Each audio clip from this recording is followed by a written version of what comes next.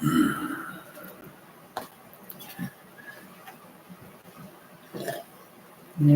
are we doing tonight? Everybody says we're live. If you can hear me okay, give me a 5x5.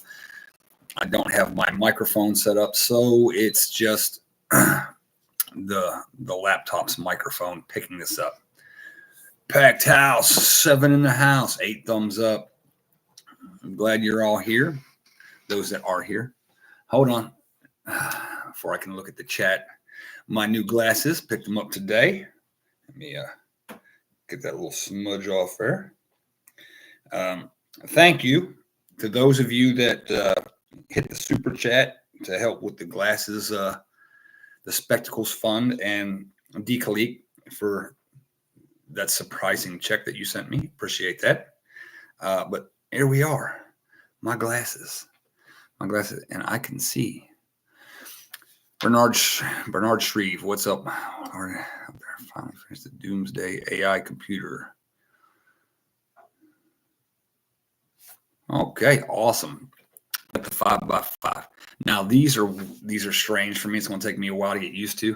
As a matter of fact, while I'm doing the chat, doing this live stream, let me pull out my reading only glasses because it's going to take me a while to get used to these. Because these are a bifocal lens, even though you can't really tell because they're transition or something like that. But it messes with my vision right now. But these suckers are just one magnifying, one power, or whatever it's at. So 5x5.6. Again, Blackbird, Teresa Buchanan, thank you all for being here. Michigan Outpost.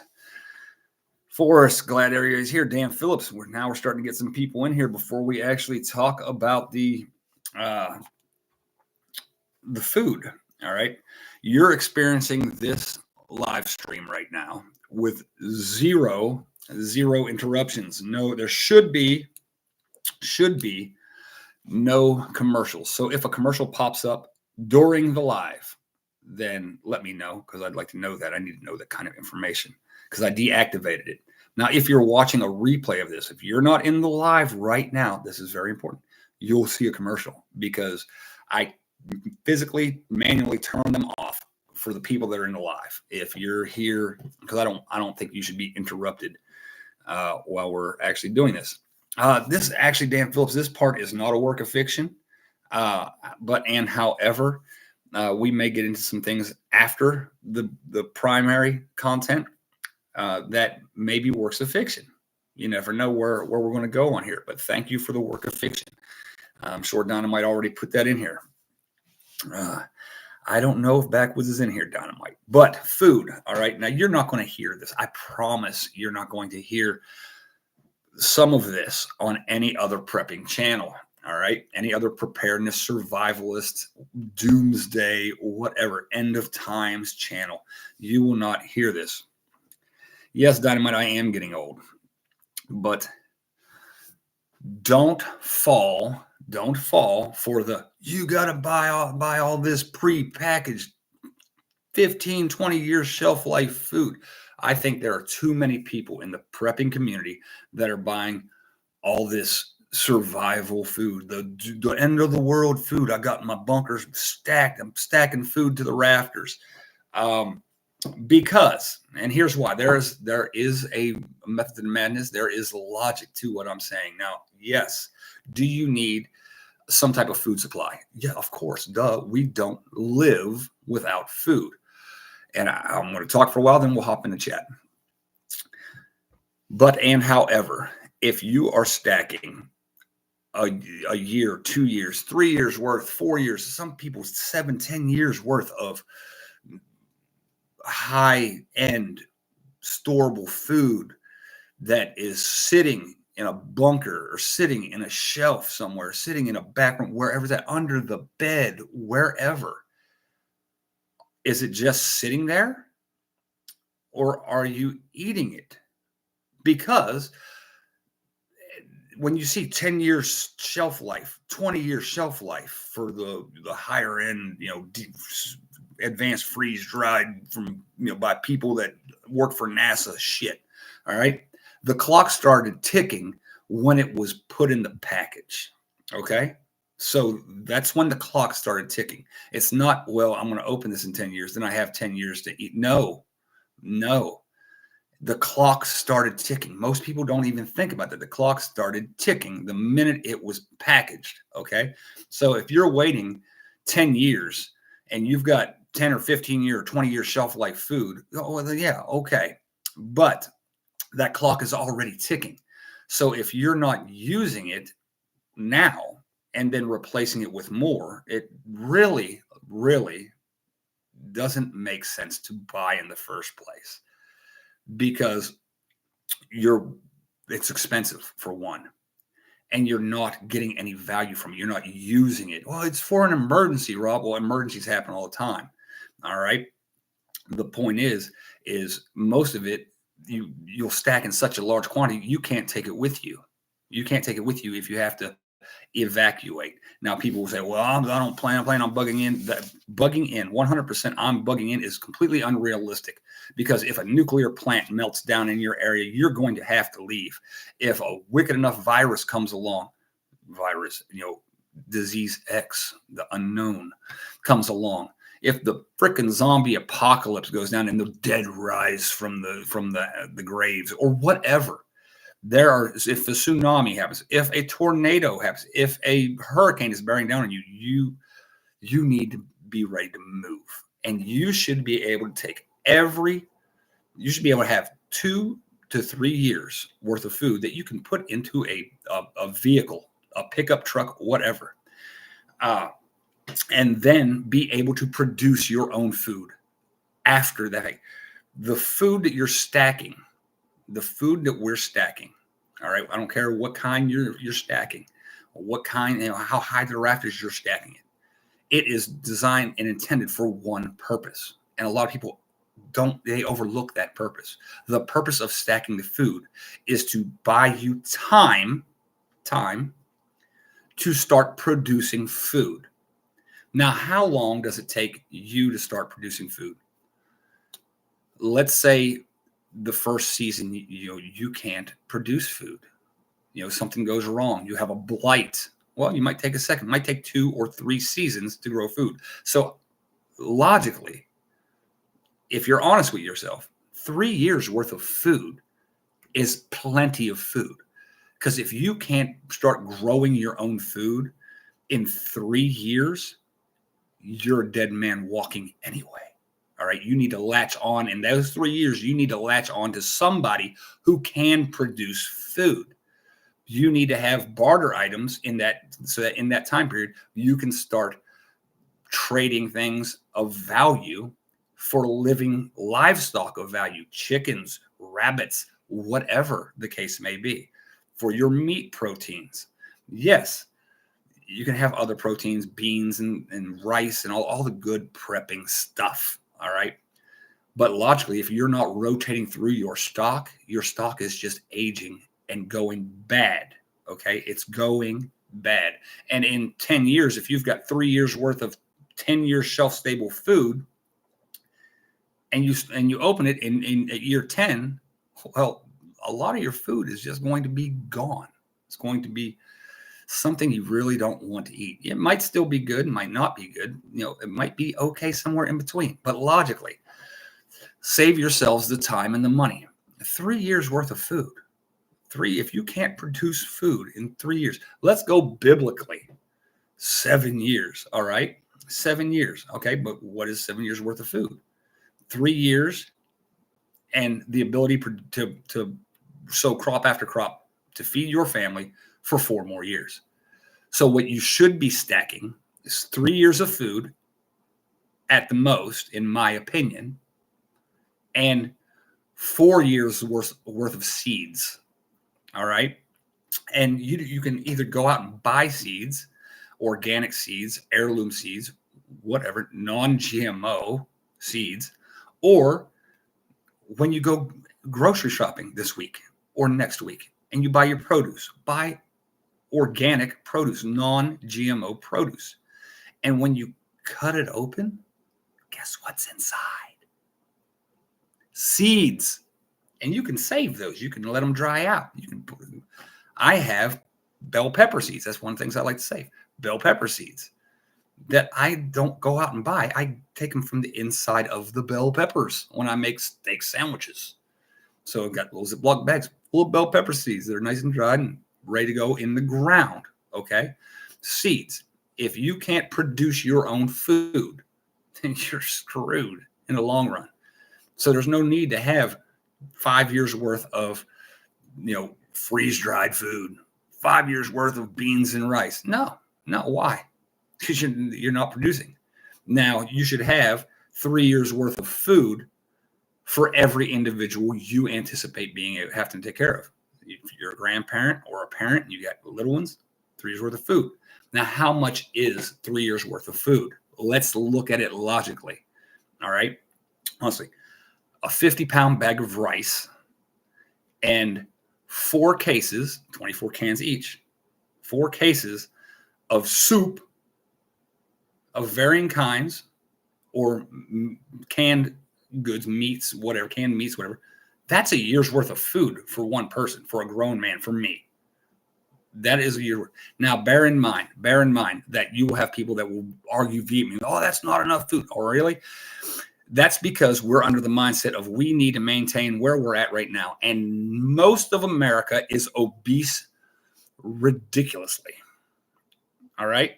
Now, I can shed a few pounds right now. And if I can, I know there are people out there that can too. All right. Probably some of you. All right. So, honestly, post SHTF, a lot of things will be different, including your ability to go out to McDonald's or Burger King, or if the shit all just stops tomorrow.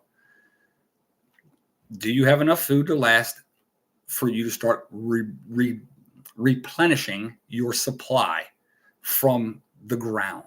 All right. That's what you need to focus on. That not the super mountain house or Patriot Supply or all these other. No. Go to Walmart, Target, Aldi's, wherever you want to do your grocery shopping. Buy yourself a variety of canned soups, canned meats, tunas, whatever, that have 2, 4, 5 years, and we all know that best buy date is not expiration date. Put it in a nice dry place and rotate through your stock. Use from that stock like a pantry. All right. You put the old to the front, the newer to the back, and you use it to go build up a 2 or 3 year supply, which again isn't that much. And as you use it, replace it and stack seeds, all varieties, because there are some that are going to do better in some climates and some soils than others. So you want to diversify. Don't put all your eggs in one basket. Same thing goes with seeds. You don't want to say, I'm going to grow this one type of seed and this one type of seed of this plant and this one. And then you end up screwing yourself because, and get a farmer's almanac. It'll tell you about growing stuff. It'll tell you about how the soil needs to be, the pH levels, all these things that I am not an expert on, but I can read a book and figure it out from people who are smarter than me on the subject. Okay. But preparedness has become a huge business. Bear in mind that the U.S. government is one of the most disaster preparedness for their own continuity of government organizations on the planet. And every year they throw away tens of millions of dollars of food. I have watched the U.S. government dump tractor trailer loads of canned goods into the ground, into giant holes dug by heavy equipment. Dump it. Yes, I've watched this happen in this country, not just overseas, in this country. And it's because once something has been pulled from the national stock system, it can't go back. It's a bunch of bureaucratic bullshit. However, it happens all the time. All right. So let me hop in the chat and see does anybody have any questions? Forrest says the seedless variety of plants are hybrids. Yeah, you don't want the seedless stuff. No seeds, no hybrids. Weed seed. Dan Phillips. To be honest with you, post SHTF, the evil seed, the devil's lettuce, the Mary Jane, those seeds. I mean, that is not only thinking about, well, I'm going to grow crops of food, but I'm also going to have a income. Okay, because I mean, marauders. Think about this: marauders are descending on your location, and you go out and say, "Hey, yeah, I grow this stuff. You want some free samples?" Nobody, very rarely. I'm not going to say nobody because it has happened, but very rarely do addicts take out their only supplier. Hmm? So the odds of them letting you live and saying, "Oh, you know what? Hey, let's we're gonna cut this dude. We're gonna cut this dude, Dan Phillips, some slack because yeah, we'll be back.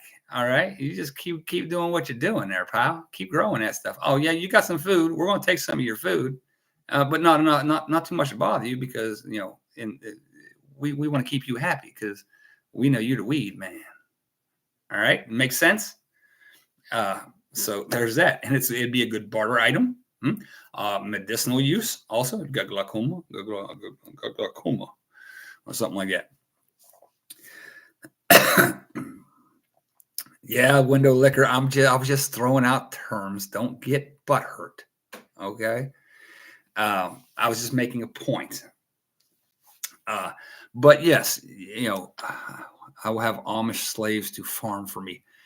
You Sherman Sales, you might want to be careful because there are people like me that are like, oh hey, me and my guys, one of the things we're going to do is we're going to go right down the road here because we live really close to Amish, lots of them, and they're nonviolent for the most part, nonviolent. But you know what? Everybody needs protection, and so you might have some survival types that are running protection for those Amish because again, the Amish know how to produce food, and so you might be going up against not the Amish, but rather they're watchdogs, if you know what I mean. Uh, just saying. I stack mass quantities because I know I won't be eating alone as much as I would like. Yeah. Now that is a good way to look at it. If you are planning, if you are planning to feed your own private army, let's say, then yeah, stack as much food as you can, especially seeds, to get those people through the over the hump, if you will. All right, but you need to get them on board now and say, okay, well, we got excess for stragglers, but you need to be bringing your own stuff to the table too.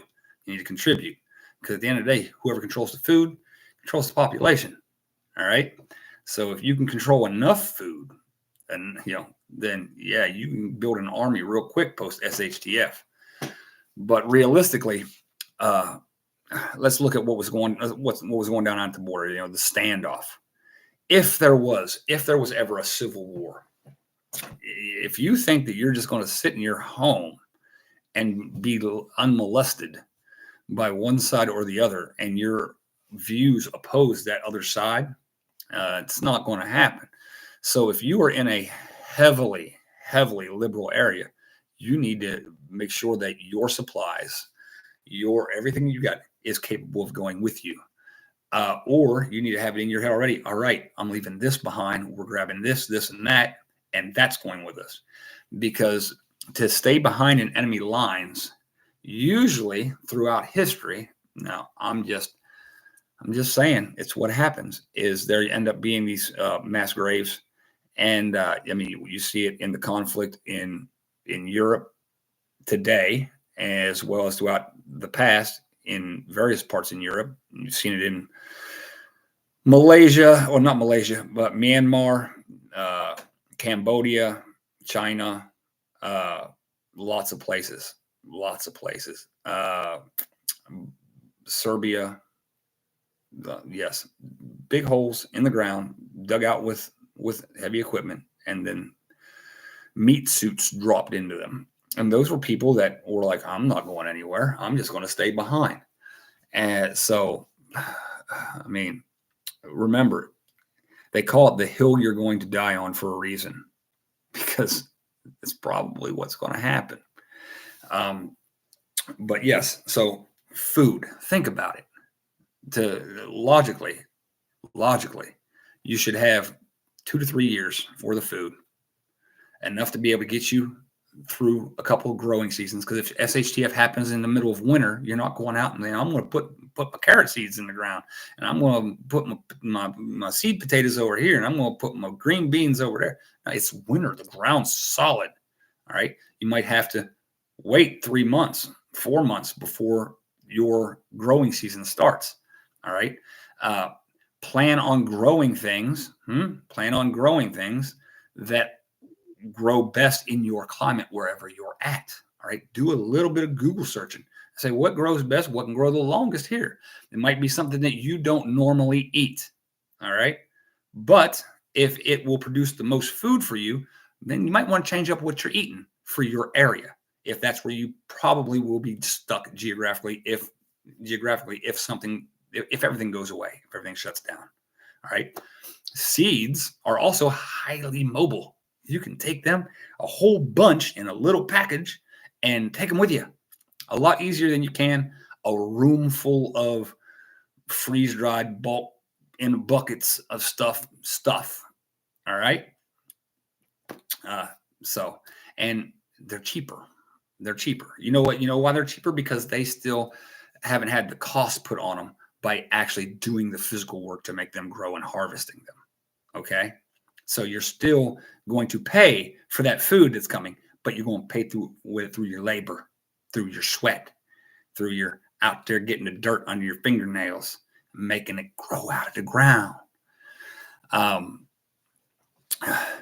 Window Liquor says, first year of SHTF, you probably won't want to grow, so stock up 2 to 3 years of food to get you through. Well, it all depends on what type of SHTF. Depending on what kind, you could be correct. But most of them, barring being in the middle of a war zone, but in the event that there's an invasion of the United States by, I don't know, people from other places. I'm not talking about what's happening now. I'm just saying, if there's a Red Dawn, if there's a civil war or whatever, the first thing you need to do is figure information. You need to know where the threats are at, hypothesize on where the threat's going to be, and if your area is in the path of where it's going, from where it is to where it's going to be, you need to leave. Okay? You need to leave. Unless you're going to be that dude that's like, I'm going to Rambo it. I'm going to be a sleeper cell behind enemy lines, whatever. But you already have it in your head that you're going to forfeit your existence because the odds of making it out are slim. They go down a lot.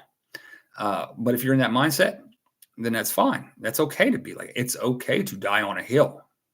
Just bear in mind that if other people rely on you for their existence, for their survival, then it's not okay to die on that hill. Okay? Or like Mad Max. I mean, Mad Max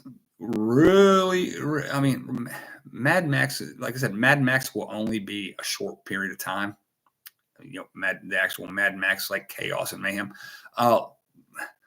Frontier justice, vigilantism that organizes into, frontier justice law, the law and order, is established relatively quickly when societies collapse. All right. Look at the invasion of Iraq. Okay. 2003. We Operation Shocked and Awed the shit out of those little people. Just grid down, infrastructure down, water down, everything down. And in the places where law and order fell apart because we were invading, it didn't take very long for the bad guys, who we call the bad guys, to reestablish law and order. Was it the law and order that we wanted? No. But they established law and order rather quickly. They came in here like, okay, we're doing this, and here we go. We're in charge now. And the people in the areas were like, okay, you're the ones with the guns. You make all the rules, so whatever you say goes. It did not take long before before Al Qaeda was doing trash removal. I bet there's a lot of people out there that don't know that Al Qaeda was doing trash removal in parts of Iraq that they controlled. Yes, because that is a government function. And they literally had guys in pickup trucks that ran routes and picked up trash.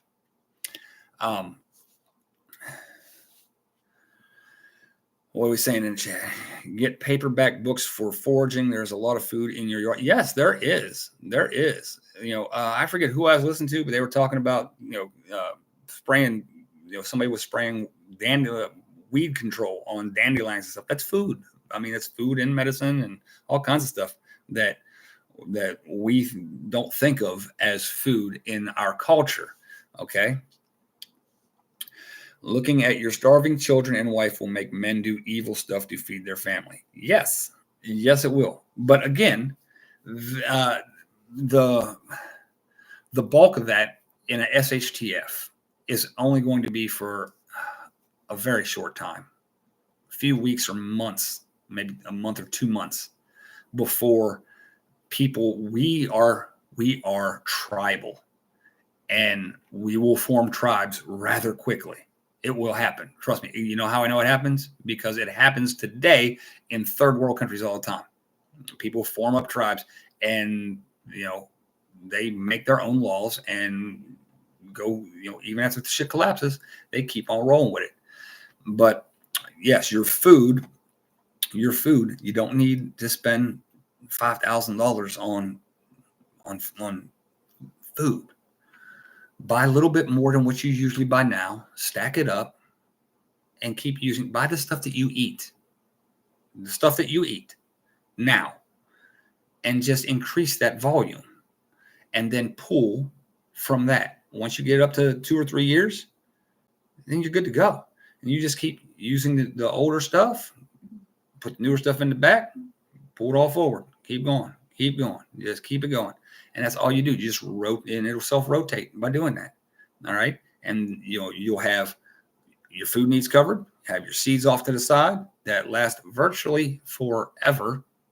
Not entirely, but virtually forever. And just keep rotating your food, and you will be good to go. You'll be using the food before it ever goes bad. And it'll sustain you day to day today, all the way up until then. And when SHTF happens, you will still have a sense of normalcy, because you're not like, oh, well, we're cracking open the cans and it's, oh man, this stuff doesn't taste as good, and I got to add water and this powdered stuff. And no, you're still maintaining normalcy, especially if children are involved. In a SHTF scenario, children will be impacted the most by things not being normal anymore. All right. The more normal you can keep them in a situation like that, the better. So if they're used to eating mac and cheese on Wednesday, and you've got mac and cheese coming out the wazoo because you've been buying it and rotating it, they're still good. That's Wednesday. Dad, can we get mac and cheese? Yeah, absolutely. Here you go. Hey, Robin Brighter, if you're in there and I see somebody waving to you, so hi. Quali says the natives ate a lot of acorn flour, tamale kind of thing with meat inside. Yeah, there's food everywhere out there. My kids will tell you, if you need to find food in an emergency, flip over a rock. If it wiggles and crawls, you can probably eat it. Okay? For emergencies, of course. Windowlicker says a lot of foods like vegetables and fruits, you do not need water to reconstitute. Yeah, well, yes, I get that, but still goes bad over time. So if you can eliminate that, because I can't tell you how many people have. I guarantee there are people out there right now that have buckets and buckets and buckets of this freeze dried food that's just sitting there in a closet somewhere, and just the time's ticking away, and eventually they'll go, "Oh man, I forgot. Grandpa had this stuff in there since 30 years ago." Just don't waste your money. It's your resources. That money that you're putting into that is from your hard work. Why would you want to wait? It's from your time. And once you get rid of it, you can't get your time back. So prioritize, value it. All right. I'm just saying, don't waste it. And I know a lot of people aren't going to like that, like especially the people that make the stuff, Mountain House and all that. Yeah. Like I'll buy Mountain House if I'm going camping, and I'm going to I'll throw this in the backpack and we'll go camping. Had some down at the Kentucky trip a couple years ago. Some Mountain House scrambled eggs. I just added some water in there, mixed it up, and made scrambled eggs. But other than that, no, I don't buy that stuff. I don't buy that stuff. Milo your own rice and beans. I mean, it's not expensive to do. Okay, it's not expensive. Feed the bad food to the people trying to steal your food. Maybe it will poison or make them sick. They're not going to get food poisoning. They probably get lead poisoning. But that's just my hypothesis because that's hypothetical. Okay. Dynamite says stock up on potted meat and Vienna sausage. Honestly, you can go to the store right now, if you go and look for it, and you can buy canned hamburger meat, a pound of canned hamburger meat, 2 pounds of canned hamburger meat, and it's already cooked. It's not awful bad for spaghetti, to be honest with you. Suppose you could add some taco seasoning to it and make some tacos, but I've never tried that. I've used it for spaghetti, and it didn't turn out that bad. It was like, okay, it has a little bit of a strange taste to it than regular fresh ground beef, but yeah, canned meat, tunas, corned beef hash. If you eat it now, then that's what you buy. Don't waste your money on all this. You got to have this special Mountain House. We got a sale going on now. Patriot Supply or who the hell ever, and I don't care if they don't like me saying it. It's dumb. It's for people that can't rely on themselves or don't plan on relying on themselves. And I know most of you are very self-reliant individuals, or you wouldn't be here. All right. So don't let them market to you. Some raw pack camber, awesome Washburn. Billy, how you doing? Let's see you here. Decalip, you sent an email. Okay, I'll take a look at it. Fried spam. I mean, spam burgers, spam and eggs and rice. My kids are Asian. They love spam, eggs, and rice with soy sauce on it. Love it. I have eaten a lot of spam in my day. I'm not big on it. Just, it's okay. It used to have jelly on top. Do you remember the jelly? Don't have the jelly no more. Isn't that weird? I don't know. Who remembers the jelly? Who misses the jelly in spam? I do.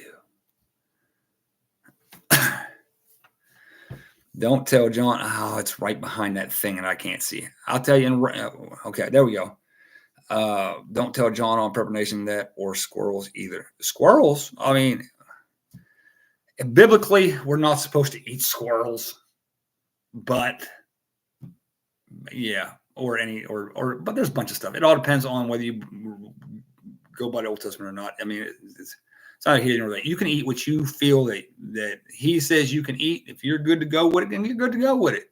I won't tell you that you can't. I just try to, you know what I'm saying. Azure Standard is a way to get stocked up quickly with quality food.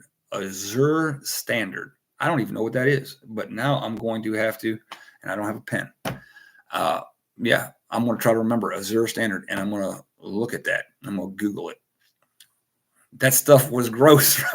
Yeah, I know it was gross. I'll admit it was gross, but it became normal. If you see it for so many years as a kid, I was very poor growing up. I literally stood in line for Reagan cheese, okay, and powdered eggs and big gray cans that said peanut butter. All right. And I remember growing up in the early 80s, the Spam had a layered stuff. And when you don't see that anymore, it's like, where to go? Why was it in there in the first place? And now where did it go? But yeah, it was gross. If you can make wonderful breads, you can have the luxury of civilization anywhere. I make pizzas in my wood stove. That's cool. That's cool. See, when I see Romans 12:18, I'm always thinking somebody's putting a verse in there that I need to go look at, and I just keep forgetting that it's actually somebody's name, but it draws my eye. Love some government cheese. It was good. Do you know what? Put a 1 in the chat if you know why there was such a stockpile of government cheese. If you know why. I'm waiting just to see if there's anybody who knows. Dome Seeker put 1. Okay, yeah, because you probably watched the same thing I did. You can go watch it. There's a YouTube. All right, there's a YouTube video about how the government, you can just Google government cheese on YouTube and it'll come up with the video. But the government for a while had to buy milk from farmers through subsidies, and they didn't know what to do with the milk. So they said, we'll turn it into cheese. And they had bunkers of this like 20-year shelf life cheese, government cheese. And then they were like, after so many years of this, they were like, what are we going to do with all this cheese? And then Reagan came along, was like, oh, here's how we're going to get rid of the cheese. We're going to give it to those people. And that's how we got the cheese, basically. But it's a really interesting video. It's pretty cool. Just Google government, or YouTube after this, government cheese.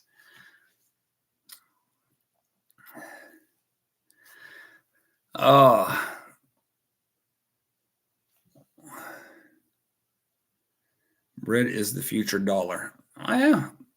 I don't know, because I think the future dollar will be the past dollar. All right. And since Pharaoh, give or take, pick a Pharaoh, it was silver and gold. And ultimately, it's force. Now we're getting off the food topic because I already said what I wanted to say about food. Now we just have general conversation about various topics. Force is the future dollar because it is the current dollar now. A lot of people don't look at it. They say gold, silver, Bitcoin, force. Whoever can monopolize in a small area, a region, or a continent, a country or continent, whoever can monopolize force, that's the currency. Because the US dollar, why is the US dollar was the US dollar the number one currency in the world? Because it had the full weight and backing of the US military behind it. All right. Same reason why the Chinese yuan, for millennia dominated Southeast Asia and Southwest Asia, because the Chinese military was not a bunch of schmucks. Okay. Force. The reason, Pharaoh had his armies, the reason currency was good was because the armies enforced shit. All right. So, yes, gold and silver, people, the golden rule, whoever has the gold makes the rules. That is almost accurate. The actual golden rule, and I didn't hear this till I was in the sandbox. All right. And for those of you who know what the sandbox is, yeah, you probably served. But I'd always heard growing up, he who makes the gold makes the rules. Okay. Yeah, you got the most money, you make rules. Over there, I heard for the first time, actually, because I was young when I went over there. I'm old now. He who has the guns gets the gold and makes the rules. So, monopoly on force. If you have the most guns, what you say goes. If you have the power, if you're the biggest, baddest boy on the block, that's what happens. Oh, we're going to trade seashells. And guess what? Everybody better be finding some damn seashells. Oh, we're going to trade in chickens. Well, guess what? The dude that can knock you on the head and said we're going to trade in chickens today. We're trading in chickens. So when you get hungry enough, even rats and pets become food. Well, you don't have to be hungry. I've talked about rats before. I did that whole video on different cultures that eat rats. My kid's mom eats mice. Well, not in this country, but she misses eating them because she has said so. And yeah, nothing like being at the Olive Garden and the person across from you sigh because they miss eating mice instead of eating the shrimp scampi that they're eating. That was, yeah, I was like, are you kidding me right now? You're in a first world nation with a shrimp on the end of your fork and you're missing eating mice? Yeah, true story. True story. But as John would say, I digress. The monopoly of power. Here we go off on a side one. The monopoly of power. Everybody's like, oh, well, in SHTF or even now, you have to do this or you have to do that. You don't have to do anything that you don't want to do as long as you monopolize power in your little world.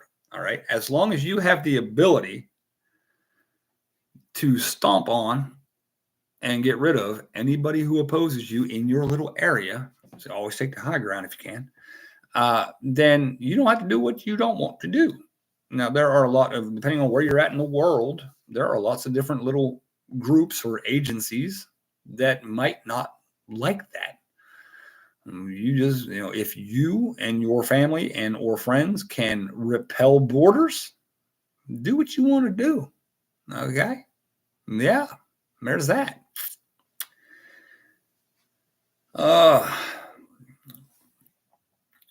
Poor Splinter. Oh, the Ninja Turtles. Got you, Prepping Plumber. How you been? I ain't seen you in a while. Lee Power. I have eaten local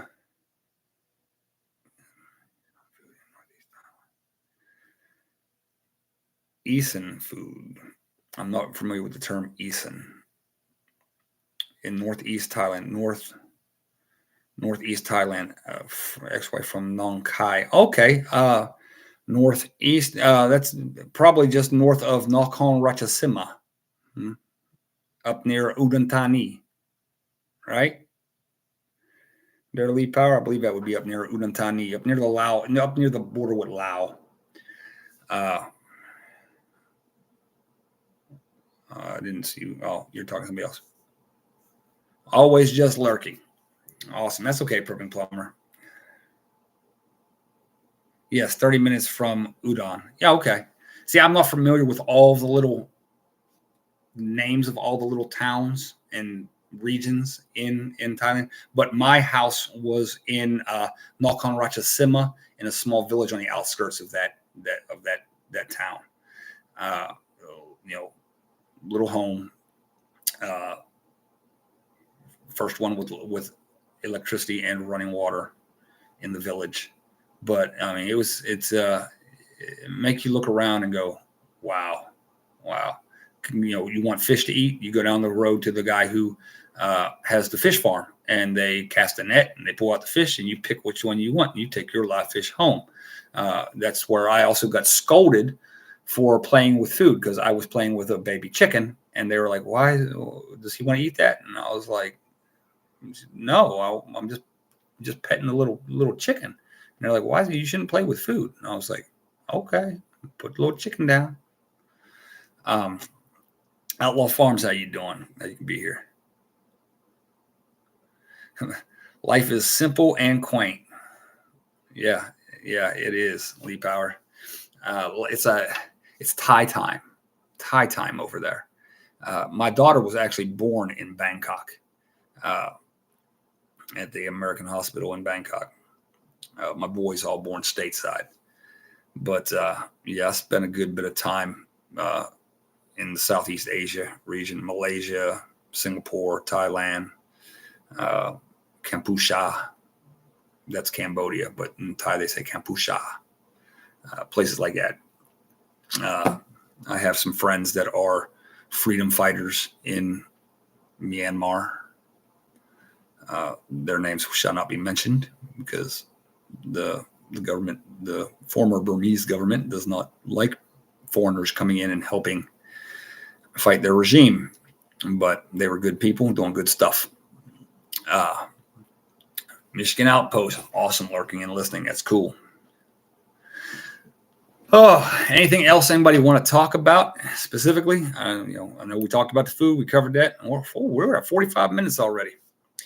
I'm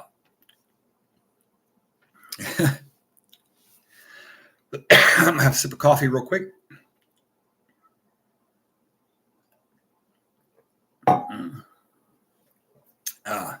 But yes, let's talk real quick, just because about, there's a lot going on about, I've seen a lot of videos lately about civilians owning plate carriers and training. And, there's that bill about trying to kill militia training and stuff like that that's going around in DC. And, listen, if you're a civilian, if you never served and you want to put on desert camouflage or multicam or tiger stripes, I don't give a crap.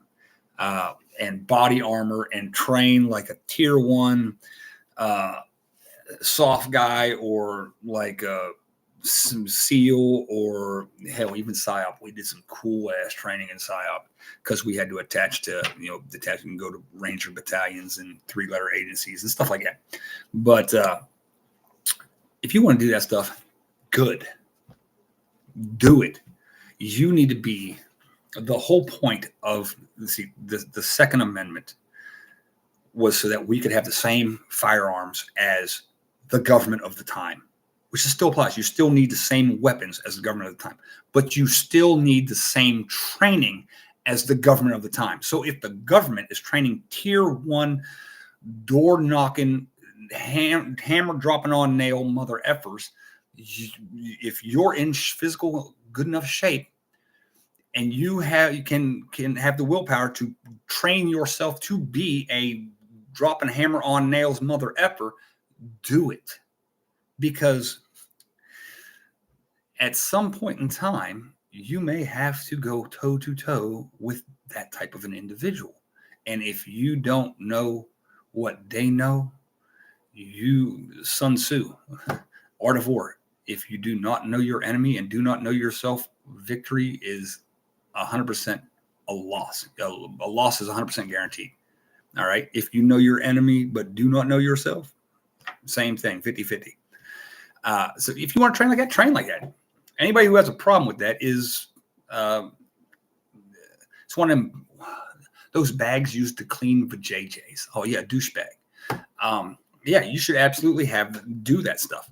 But however, bear in mind that if in a lot of SHTF scenarios,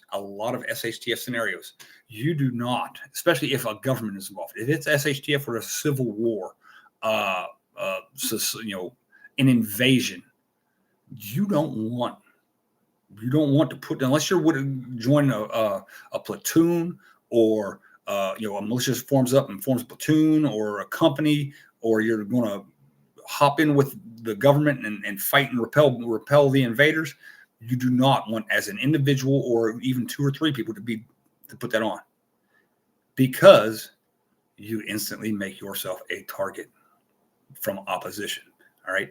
The bad thing about fighting in the sandbox was 99+% of the people you were fighting looked like everybody else that just walked around you.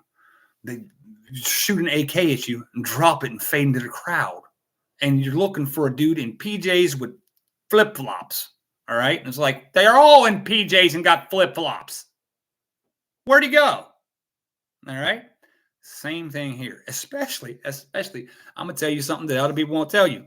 Especially if everybody worries about China invading. If China invaded, guess what? Chinese people think that we all look the same. Oh, did I just throw a stereotype out there? No, I threw out a fact. People from Asia think that Caucasian males basically all look the same. Because what your eye is not used to seeing, you have a hard time differentiating the details. A lot of people stereotypically say, oh, all Chinese people look the same. I get all the time that all my kids all look the same. Oh, look, you got twins. Oh, you got triplets. Because your eye, the average American eye, isn't used to seeing the Asian face. So to us, they look the same. It works both ways. Okay. So if there's a Chinese invasion, you're caught behind enemy lines. You don't want to go out in a plate carrier. You want to go out in a pair of, Levi's, a pair of Wranglers, whatever, a pair of tennis shoes, maybe a shirt like this. If it's wintertime, a big coat, and you pop, drop your shit and run to the crowd, because they're going to be like, well, they all look the same. Them all the same. I don't know who them. Yeah, that's how my kids all talk. I'm sorry. I shouldn't poke fun at her all the time. There's a problem with the little ones in school because they live with her. And so when they go to school, they still can't pronounce their R's and stuff. And so poor Bobby had to go through speech class just because he talk like this. Yeah, round eye or look the same to me. Yes, exactly. Oh, when my little girl told her mom, he said, when mom grows up to be like granny, she'll know how to say red Roaden Rice instead of lead loading lice. I about fell out, and her mom came unglued. She's pointed at me. She's like, "That you fought because you talk like that on the time." And she looked dead at her, little 6 years old. She said, "No, mommy, I hear you say it wrong all the time." Yeah. Savage Lee says, I LARP like Grand Thumb. I like some of his videos, some of them not so much. I mean, to each our own. I mean, he's got some good videos, but yeah. And that's the thing, there may be a time and place to actually don your battle outfit. All right. You 30 dudes, especially the grid goes down. You and your buddies gotta lay down the law, because there will be a power vacuum. Somebody has to enforce the law and create new law in a small area, a village, a township, whatever. Having a bunch of guys in the same uniform that are easily recognizable as the law, not a bad thing. Not a bad thing. Now, you and two dudes behind enemy lines where everybody else is a foreign military and they're wearing different uniforms, you do not want that kind of heat on you. I promise. You don't want that kind of heat. You don't want that kind of heat. Count Vlad, how you doing? Yes, all is well. Well, it's kind of well. I got kicked out of the oil field again. So I'm looking for different work right now, all because my coolant line on not my truck, the truck I was driving, the semi truck I was driving, the coolant line ruptured and dumped coolant all over the ground. Like, it drained the engine like that. And apparently the truck not being able to move and blocking access around the well pissed somebody off. And I was the guy who got, the shaft. And they're like, you're not allowed back on the property, on any of these properties no more. And I was like, oh, great. Thanks a lot. What a douche. Don't worry, Count Vlad. I'll bounce back. Trust me. I fall, I'll get back up. I take 2 steps forward, 3 steps back, and whatever. I will keep bouncing back. Improvise, adapt, and overcome. So see, SHTF happened to me yesterday. And so now I'm like, what am I going to do? What's my next move going to be? But yeah, it sucked. Who has looked up how to make pemmican? Pemmican. I've heard that name. I've heard that, but I don't know what it is. See, I don't know everything. I would tell you. There's a lot of stuff I don't know. And there's that other, the hardtack. Positive attitude matters. Yes, thank you, Decleek. And I try to think everything happens for a reason, good and bad. Sometimes the bad is because of some choices I made. Sometimes the good is because of choices I made. Sometimes it's just the path that he wants me to walk on.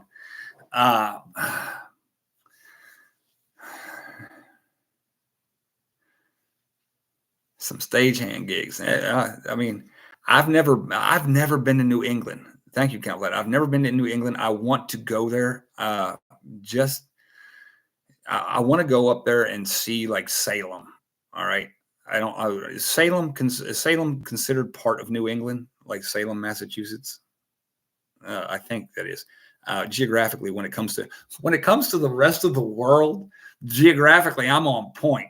But when it comes to actually like here in the States, it's like I'll have to think about when someone says like Iowa or Idaho. I'm like trying to picture a map in my mind.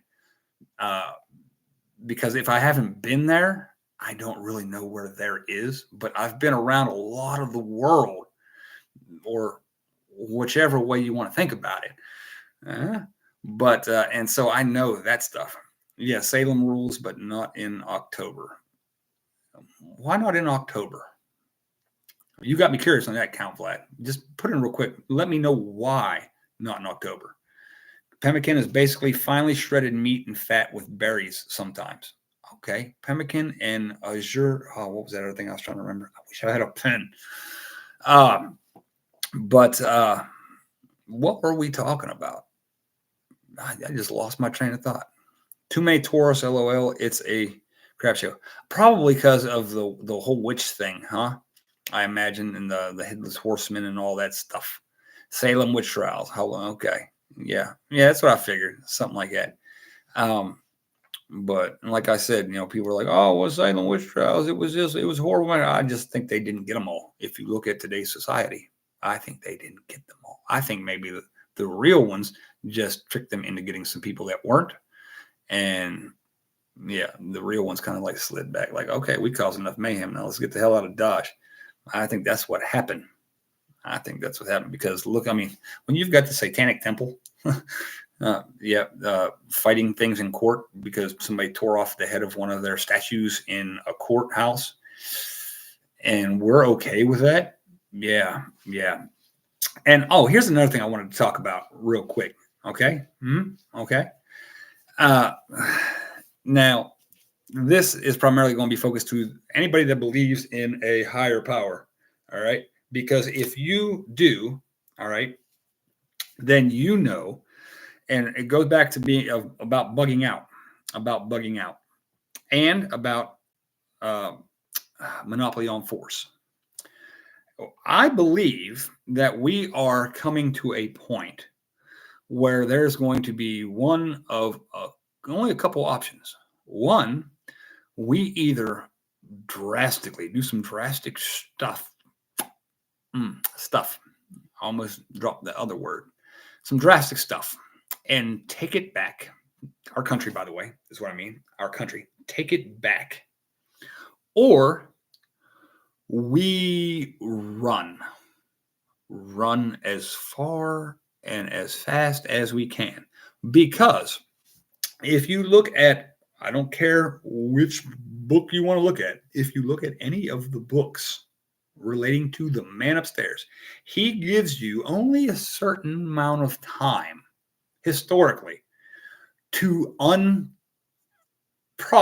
the problem, un-F the problem before he comes in and just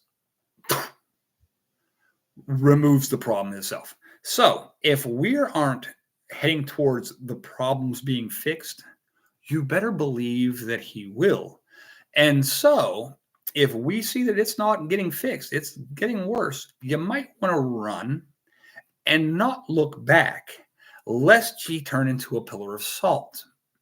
Because I'm sure that there were that Sodom and Gomorrah people were like, oh, it's not that bad here. Oh, Sodom's a good place. I was just over at Gomorrah, and it's a good place. Yeah. Oh, okay. Didn't last too long after he decided that enough is enough. And since the people don't fix the problem, well, and I don't see the problem getting fixed. So that's why another reason to have 2 or 3 years worth of food, because you can throw that in the back of a pickup truck, in the trunk of a car, in the back seat of a car, put your kids on top of that stuff, and drive to someplace less wicked. Okay. Now, hopefully, it's just the city here and that city there, and not from sea to shining sea, because although people are like, oh, come out of her, my people. You hear a lot of people say that on a lot of different channels. Come out of her, my people. What is her at this point? Because the laws that support all the things that he doesn't like stretch from sea to shining sea. The laws cover the whole land. The same stuff that's happening in New York is happening in Idaho. The same stuff that's happening in LA is happening in Ohio. The same thing that's happening, in New Orleans and Chicago is happening in Texas and Florida, in smaller places. And when he decides to take care of a problem, he normally takes care of all the problem.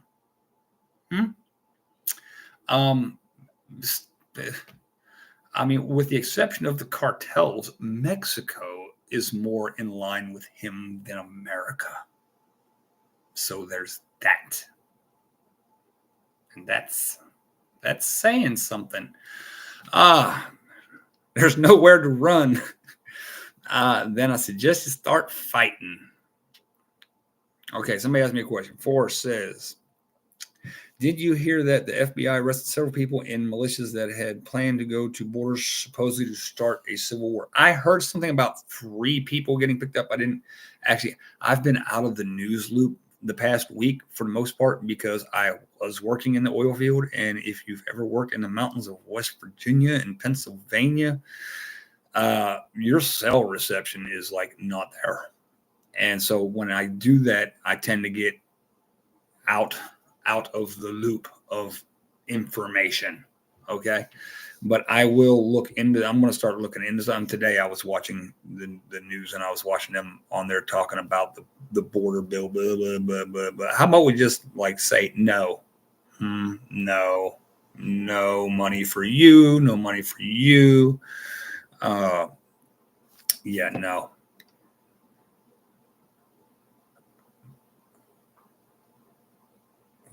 That's the size of a window. I don't know what y'all are talking about, but okay. Robin Prater said he won't do a half. Yeah, exactly, Robin. See, we may differ on specific verses or views, but what we need to do, whether you be a Christian, a Jew, or Muslim, we need to unite under the banner of God, and each group can follow their own specific little rules and ceremonies that they want to for the same God, and let him talk to us about where we were in error on that day. But if we all come together, the forces of evil are just, they don't want that. The people in the government don't want that. They want you to report to government, not report to him. All right. God, could you imagine if everybody who believed in the God of Abraham decided enough was enough? See, you get me going religious real quick on here. My one middle little guy, he'll tell somebody they're going to hell in a second if they're talking about that woke stuff. Yeah, it's funny too. I'm like, oh, he said they all got baptized on Sunday, and when it got to my little man, my little little combat Bob that does all. If you follow me on Facebook, the one that does all the jumps off of the top stuff and rappels down the rock walls. Him, they got to him. He says, "I'm going to work for the church." Because she asked, "What y'all want to do when you grow up?" The preacher did, and he said, "I'm going to work for the church." And I just got the picture of a vampire slayer authorized by the Vatican. Like that dude with, like that's going to be his working for. He's going to be like the Grand Inquisitor. That's it. Yeah. What have you heard that the hoodies want to cut the internet cables? The hoodies. What's a hoodie? Okay, see, you're using terms I don't even know. The hoodies. Bernard Shreve. Let me know what a hoodie is, because I don't know what a hoodie is. Witchfinder General. Yes, Count Vlad. Yeah, that would be my little Bubby. He's he can be the Grand Inquisitor. Houthis. Okay. Well, he said hoodies. Houthis. The Houthi rebels. Okay. That would affect their region, because like all the cables for us, like I don't like telling people stuff sometimes because I don't know who's listening and who's going to do bad stuff. But okay, the internet cables for us, most people can't do anything about it anyway, but they go from from here on the eastern seaboard, which is broad, across to Europe for the most part. Okay. And we really don't need to have internet connections with anybody other than like Europe. But yeah, this is big cables that are laid down by ships, giant spools and shit. But yeah, the Houthis aren't going to be able to really affect our internet over here. But they could disrupt some stuff like in the Middle East. Yeah, definitely. They definitely could. It's UK, but it's global. Yeah, but it's not like it's one strand that's going here. It's just like if I go outside of your house and I cut your internet cable, your neighbor's still going to have internet. All right, because their cable goes up to a pole. Now, if I go down the road, and I cut it from up on the pole, yeah, your whole neighborhood and area might be out. But everybody past that is still going to have internet. Make sense? It's not all as one shot, one kill as they want you to think it is. Yeah, maybe no internet for a few days would help. Society would start to come unglued without internet. Society would, honestly. Count Vlad, people worry about EMP. All right, grid down, internet down. That's it. Internet down. You can't buy gas with credit cards. Hell, most people can't ring it up with the modern day tablets and stuff. The computers, cash registers. That's where I'm going. The electronic cash registers. No internet. Yeah, buy. You can't. Shipments of fuel to gas stations all controlled by internet. Every truck in the oil field requires internet to be able to receive orders on where to take stuff and where to pick stuff up. I mean, every truck, little water trucks, big 18-wheelers, all require internet. All right. Every semi that you see on the highway, with the exception of some of those old, like 1998 flat front Freightliners, internet. That's how they're getting their loads, at least. All right. The people, it would be interesting to see just the internet shut down for a few days. You would have some serious problems. Yeah. Oh, the Antifa types would be burning cities to the ground. Yeah. You take a zombie's phone and they will bite you to the bones. That's right, Bernard. That's right.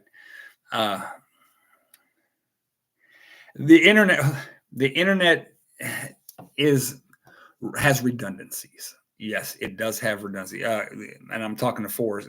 Forrest, I'm not talking to Forrest. I'm talking to all of you. But Forrest says, wasn't the internet designed to not be taken down?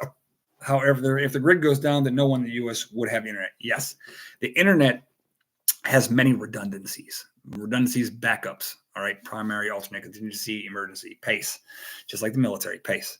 They have alternates. And the hardest one to take down would be the government's internet, because yes, the government has their own internet. Bet a lot of people didn't know that. When I was PSYOP, I had a PDS light.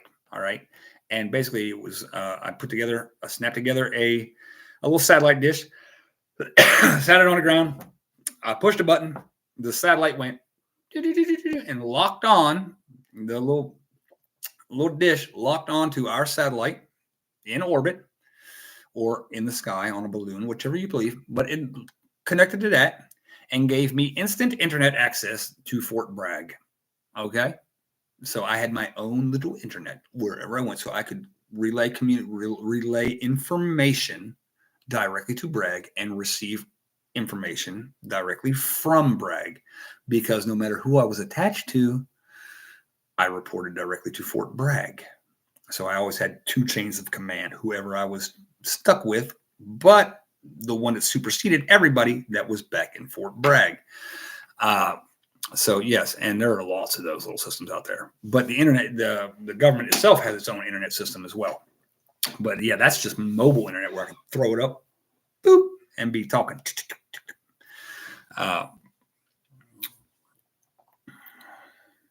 Oh yeah, folks would freak out.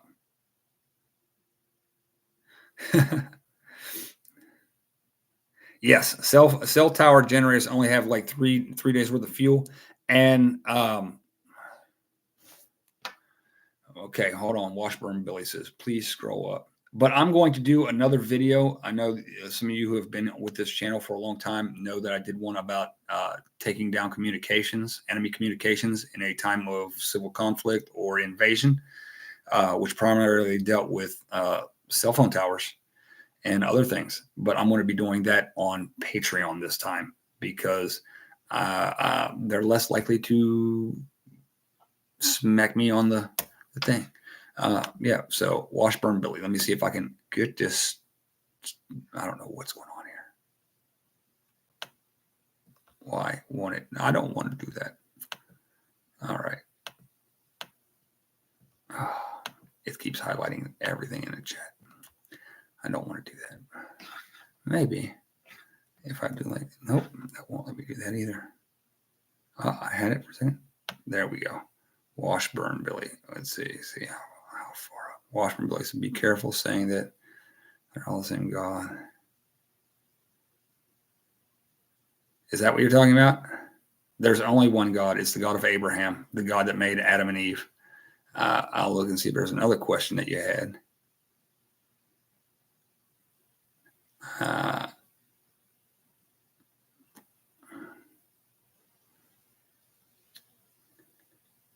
I don't see any other question. Washburn Billy, the best thing to do is work.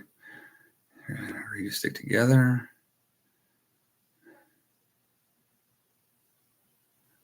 I'm still looking to see if there was a question, because that was a statement. Let's see.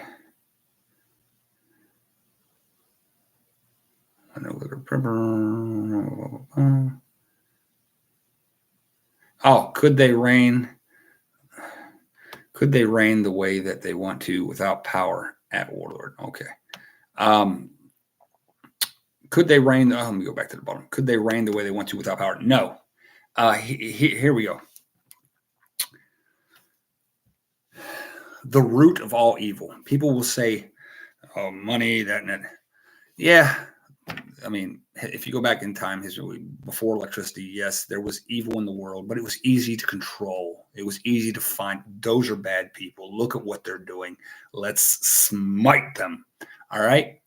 But now, I would say the fastest way to reduce evil would be to knock out electricity around the world, because that is,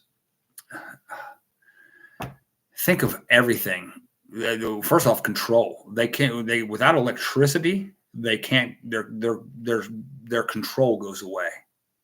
They don't have the ability to communicate with their enforcers on the ground. Their organizational structure starts to fall apart, except for in small coalesced areas, continuity of government. They all fall back into certain bunkers, and then they have their certain foot soldiers that are grouped up with them. All right. But if the grid went down, you would see a lot of what we consider modern moral problems in society go away. I mean, think of it. Child trafficking would greatly be reduced. Human trafficking in general, because the communication wouldn't be there. They wouldn't be able to communicate hundreds or thousands of miles. They wouldn't be able to find as easily new customers for their markets. They wouldn't be able to as easily lure children, oh, hey, meet me at, the cupcake factory and don't tell your mom and dad, we're just a couple of kids. And meanwhile, it's a predator waiting to grab them. Online pornography, be gone. No internet. Gambling, mass gambling, gone. I mean, there's so many of today's problems that destroy families would be gone or greatly reduced if there was no electricity. I mean, it's a double-edged sword. Yeah, there are a lot of modern comforts would be gone. All the modern comforts, for the most part, would be gone. But at the same time, look at what you'd gain. Look at what you'd gain.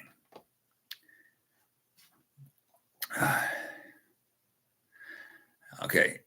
In Boston, a robot drone dog was used to arrest a barricaded shooter. First thing I thought about was pew-pew confiscation, and they said they're passing laws on ethical usage.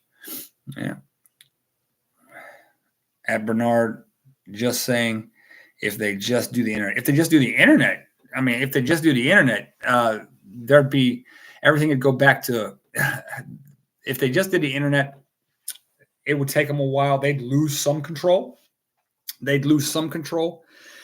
And but they'd be able to reestablish it quickly. All right, because the internet isn't that old. All right, I remember no internet, and it would just be a matter of landlines and communicating that way to reestablish control. So as long as there was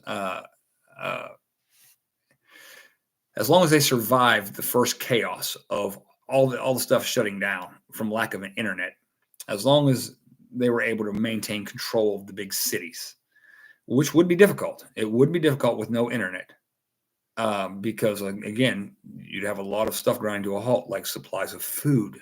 All right, grinding to a halt. But if they federalize, a bunch of trucking companies and manually, say, well, we're, the food's going in. Here's paper receipts. We're doing it. And it went back to analog real fast. Yes, the government could still maintain control, but they'd have to be fast. They'd have to be fast. Okay.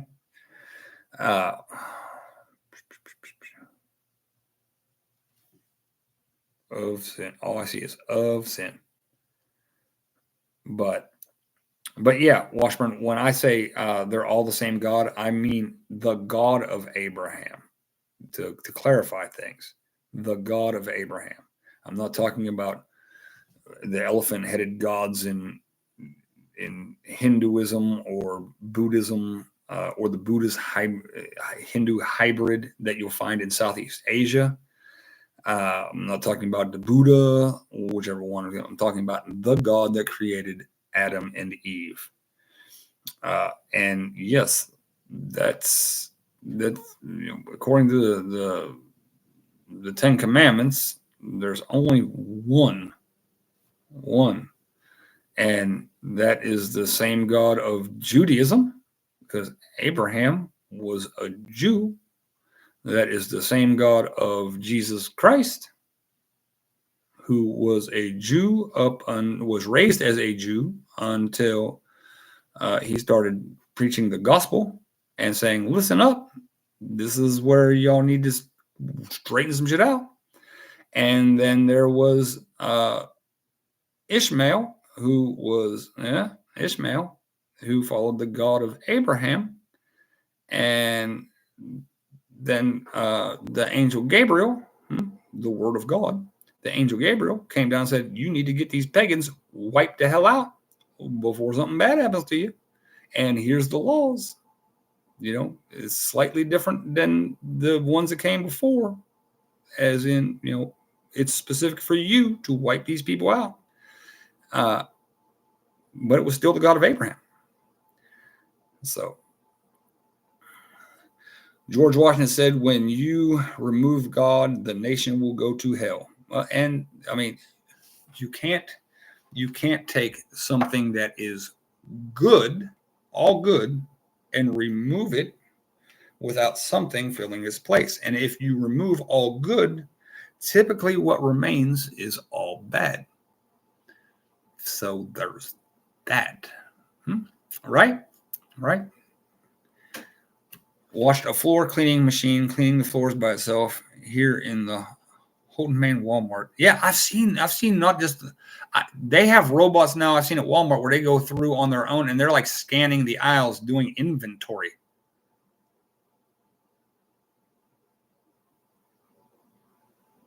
There's only one I in me. Yes.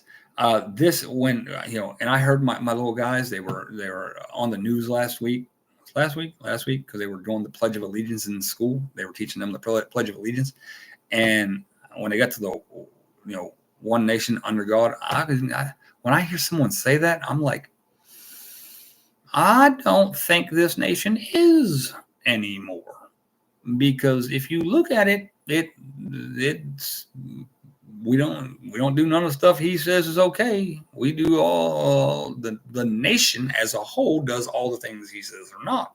So it's under like fire and brimstone. It's gonna be under.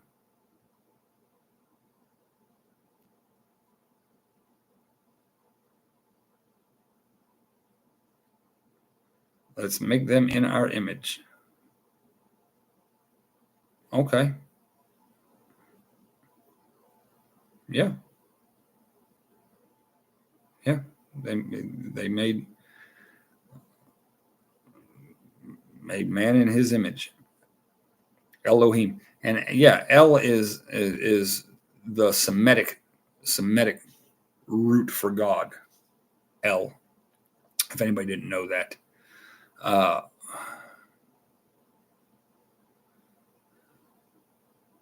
You and me and Will hard to text. You got a broken wrist. Well, I'm sorry you got a broken wrist. I hope it heals swiftly. And Jack says, imagine some dude from somewhere told you to follow their book, and I'm saying, is there other ideas from other places? Yeah. And that's what I said. And compare. That's what I do. I compare. I see. I open. That's the best way. The best way is to look. The best way when doing research. Wow, we're going long. That's 123. Okay, the best way when doing research is to look at as much source material as possible. All right, and it doesn't matter if you're doing intelligence or to fight an enemy, or if you're just doing research on frickin' plants that grow in a certain part of the Amazon, or religion. Get as many sources as possible, and then go through them and read them for yourself. Do not rely on somebody else to read them, and do not take what it says 100% without first researching the origins, what was this like? I'll look at a book and I'll say, okay, this is in English. What was it originally in?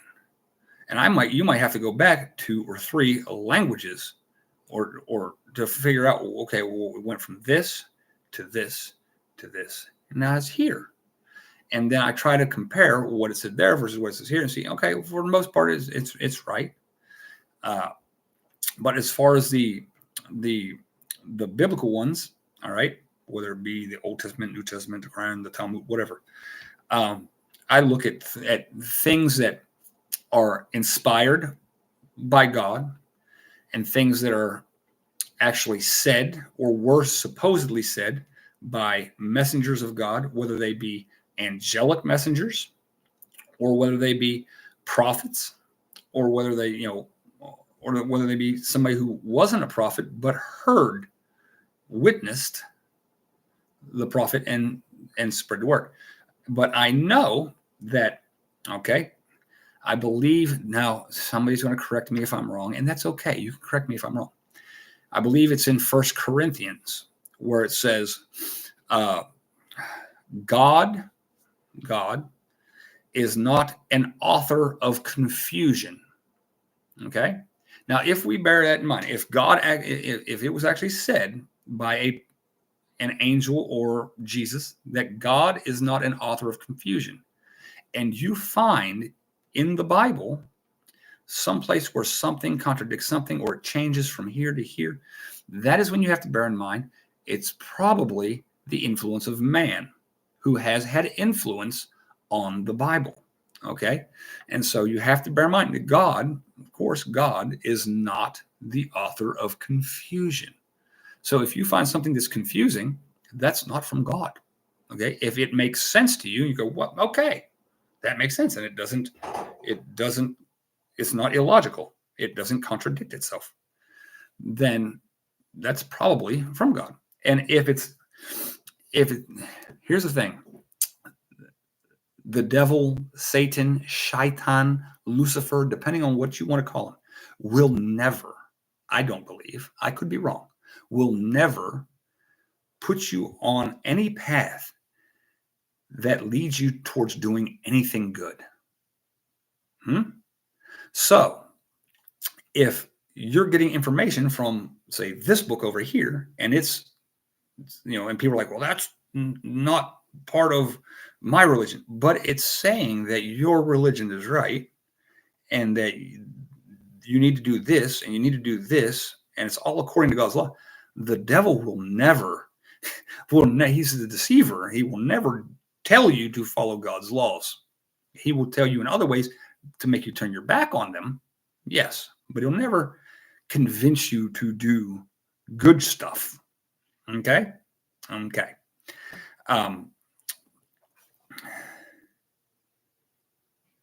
Yes, people do watch mobility, and that's one of my biggest problems. Is that people will, okay, he said the problem is that people just henpeck their favorite points out of Scripture, out of context, and that's because they treat it like a Chinese buffet, and if they'll say, well, you need to take this verse with this verse and look, you need to go back and say what this person said versus what that person said over there. No. Read the verse, the whole thing, not just this verse, the whole thing right there. And digest it, understand it, analyze it. All right. And you should be able to understand it. But if there is something different, okay, for prime example,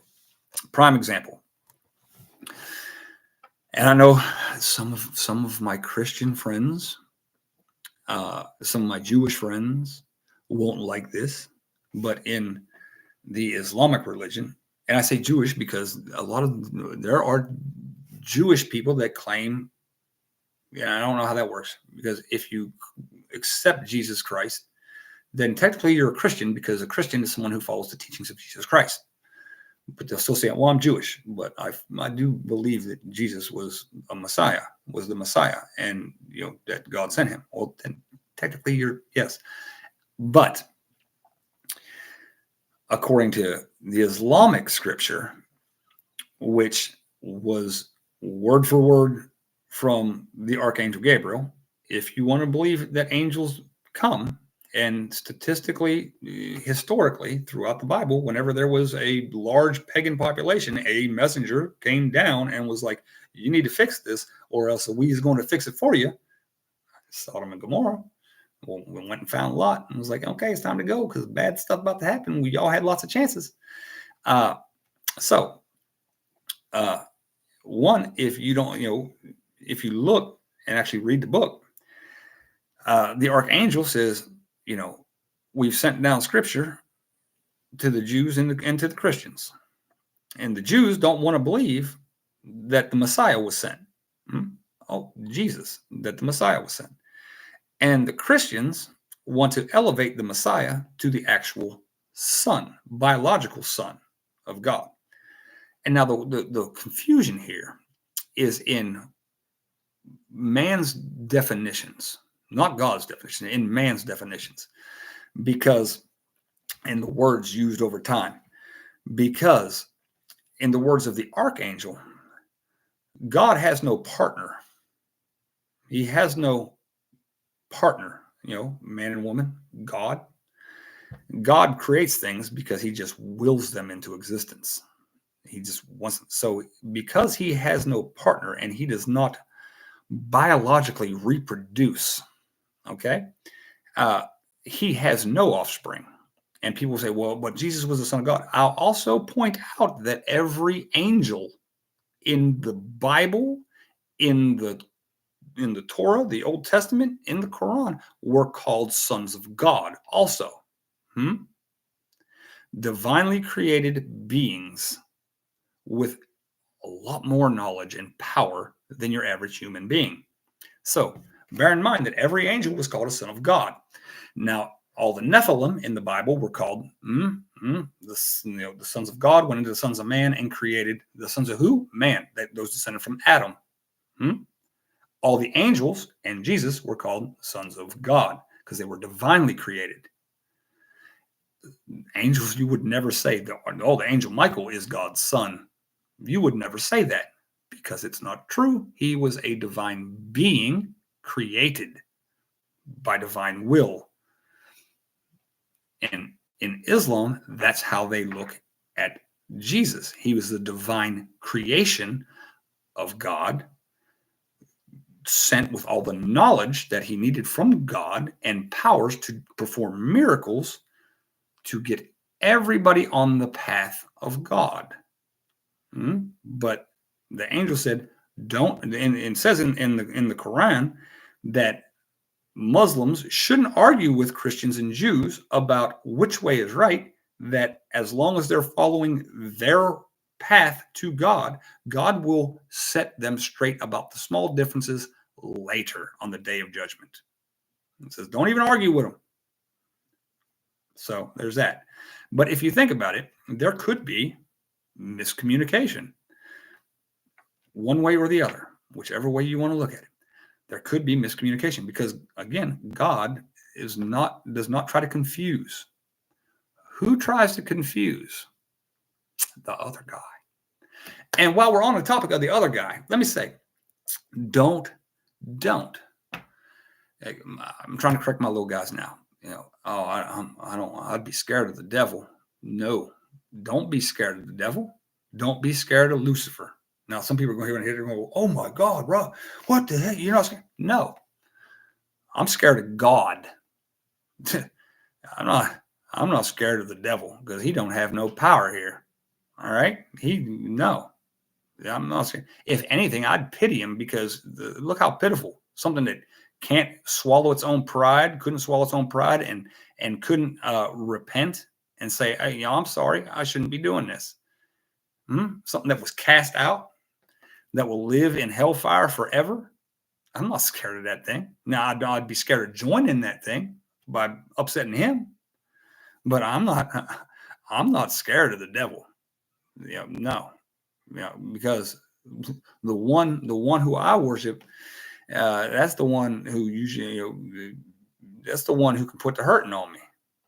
Okay.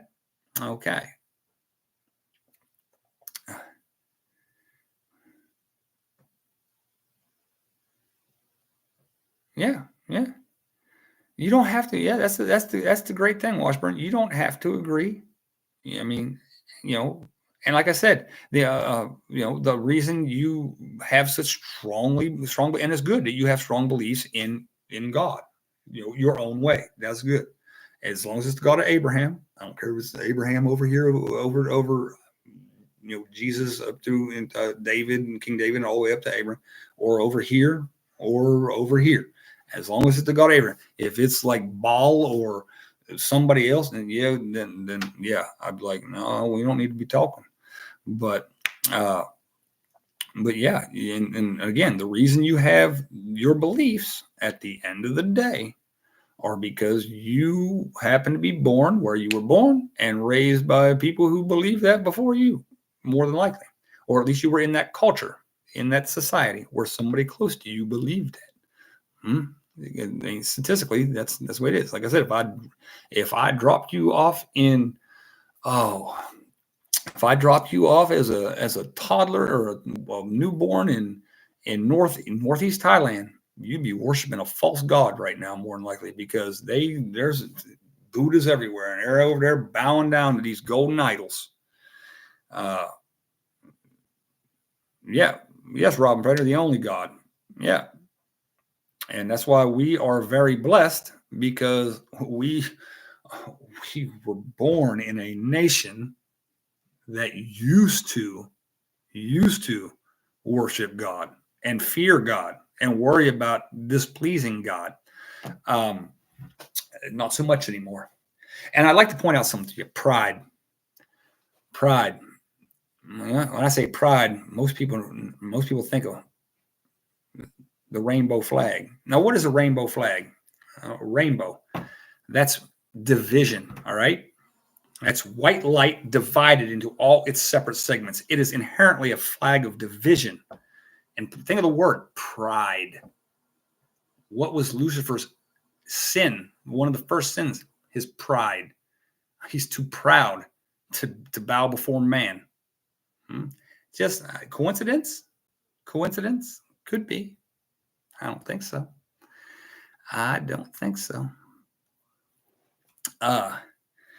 But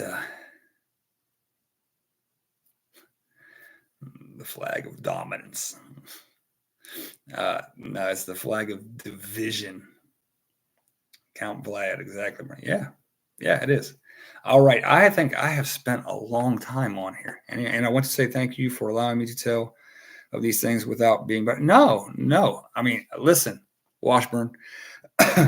When my brother was alive, my brother Mikey, we lived in Florida. My first business after I got out of the military was a dive salvage business. And we had come home from a long day work underwater 10 hours a day. And I was out on the back having sweet tea on the back porch, and some Jehovah's Witnesses came, and they sent the B team. Bless their hearts. All three of them. He said, Bubba, Jehovah's Witnesses are at the door. I said, well, send them on back. And they come on, them three young men came on back, and we commenced talking. And 3.5 hours later, we were still talking, and about a great many things. But yeah, I have no problem. I will talk to anybody that's rational and that can stay out of their feelings, doesn't get all offended and pissy. Okay. I would sit there and debate and have a debate with a member of the Satanic Temple, as long as he does not being rude and being an ass. Now, I will vehemently disagree, I already know, with everything that he says, unless he's like, oh, yeah, the devil's a douchebag. Then I'll be like, oh, yeah, okay, we can agree on that. But yeah, Bernard says, when are we going to have a baby shark story again? There's all kinds of baby shark stories. I mean, like I said, Bobby would, he.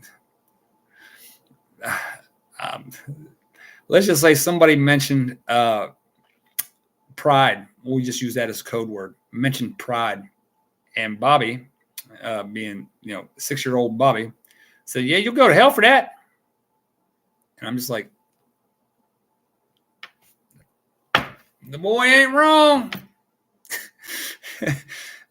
Yeah, Bobby will. Yeah, that kid. They're a hoot. They're a hoot. Love my baby sharks. And D. Khalik, thank you for being here. Is there anything else anybody wants to talk about? and just over 100 squats at the gym. If you're not training them, what are you doing? I'm training my kids to be warriors. Okay. And, you'll see that meme or that post on Facebook all the time. People say, Chinese kids are teaching their kids how to take apart AK-47s, and you're teaching your kids that they can be a fruit cup, identify as a fruit cup. Yeah, that's basically it. Well, not me. I'm training the next crusaders, jihadists, whatever you would like to call them, soldiers of God. That's what I'm trying to create. And I know people out there will lose their mind at that. Oh my God, he's brainwashing his kids. You're trying to brainwash them harder than I am.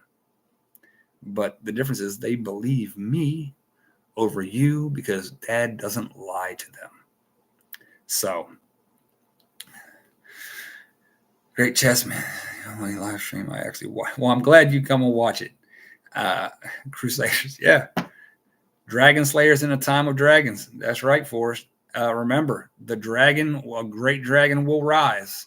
It says so in the book. I'm trying to teach my little guys to put on all the armor of God. Okay?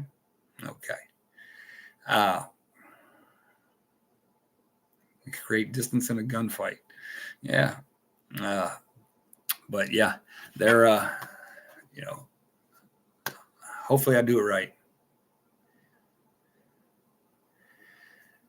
Well, if you drop if you drop it on purpose and you're like, hold on, hey, oops, I dropped my liquid soap, I'm going to be down here picking it up, then yeah, that would make you that. But if you are just an innocent victim, then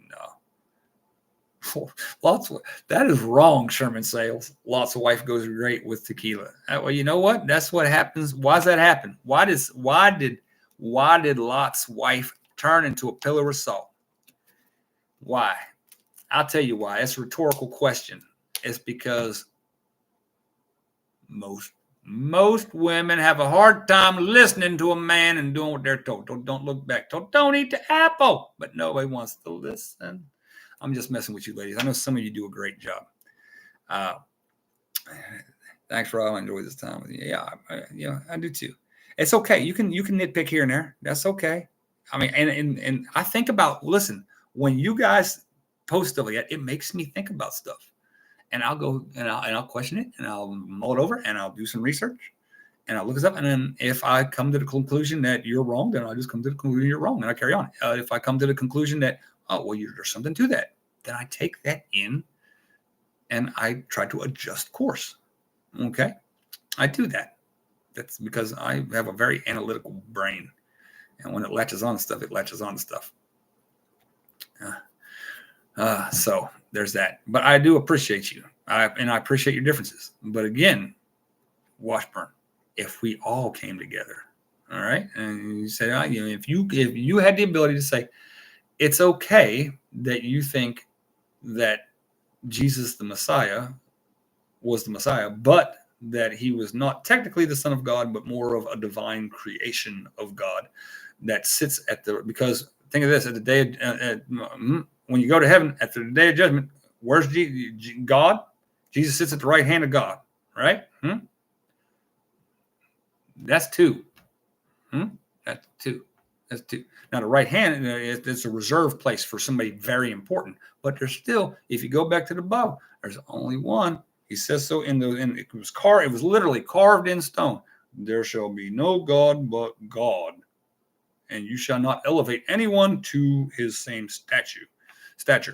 So, but if you can say, okay, yeah, you believe in God, and you're partway there on Jesus, and you guys over here, you Jewish people, you don't believe in Jesus at all, but you believe in the same God that created Jesus and everybody else, and the King David and Noah and all them. If those three groups came together to fight the opposition, boy, that'd be an unstoppable force. I mean, think about it. Think of the benefits Think of the benefits. You'd have the Jewish guys over here that could just bankroll the whole operation. You could have the Christians that are just over here just making weapons out the wazoo, okay? And then you got some guys that are willing to be like, all right, look, there's 100 demons over there. I'm just going to dive bomb them, literally, just pow, and just push the button and pow, and blow themselves up and take out 100 demons or demon followers. That'd be crazy. They couldn't survive. All three of those united one. No, people who are literally willing to die, people who are good at making weapons, and people who can finance the shit out of all of it. Just saying. It'd be. Oh yeah, we'd steamroll the followers of Satan. My bad. Dropped one F-bomb in this one, I think. And I think that was it. But all right. Well, 1 hour and 45 minutes. That's a long time. I appreciate all of you being here. May I have a hammer, please? Go and crack some nails. That's right. Thank you all for being here. I appreciate all of your support. All of you. So good night. God bless. Be safe. Till next time. I'm out.